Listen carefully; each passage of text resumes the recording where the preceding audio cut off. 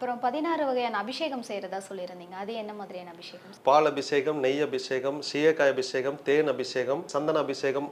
இந்த கற்சிலைக்கு மேலே ஊற்றும் போது அது ஒவ்வொரு சக்தியும் அது என்னன்னா புதுசா பிறந்திருக்கிற குழந்தை மாதிரி. நீங்க குழந்தைக்கு பார்த்தீங்க அப்படின்னு ஒரு குழந்தை புதுசா பிறந்துச்சுன்னா எல்லாமே கொடு அப்படிம்பாங்க.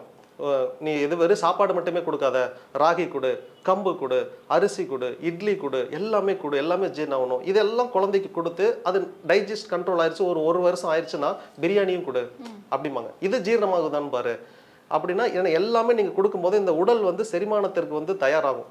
நீங்கள் ஒரு 10 வருஷம் வரைக்கும் வெறும் பால் மட்டுமே குடிச்சுக்கிட்டு இருக்கிறீங்க அப்படின்னா 11வது வயசுல திடீர்னு ஒரு பிரியாணி தூக்கி உள்ளே போட்டிங்கன்னா உங்களுக்கு செரிமானமே ஆகாது. ஏன்னா இதுக்கு பழகிருச்சு.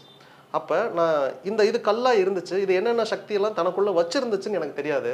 அதனால நான் என்ன பண்ணுறேன் அப்படின்னா மொத்தமும் சக்தியை நான் கொடுத்துட்றேன். என்னென்ன பொருட்கள் எல்லாம் சக்தி இருக்கோ அதெல்லாம் அபிஷேகம் பண்ணி, அதுதான் கருங்கல் வந்து நீங்கள் அது மேலே எண்ணெய் ஊற்றுனாலும் கிரகிச்சு தனக்குள்ளே வச்சுக்குமே. அதனால நான் மொத்த சக்தி அதுக்கு கொடுக்குறேன், அதை ரிசீவ் பண்ணிக்கிச்சு.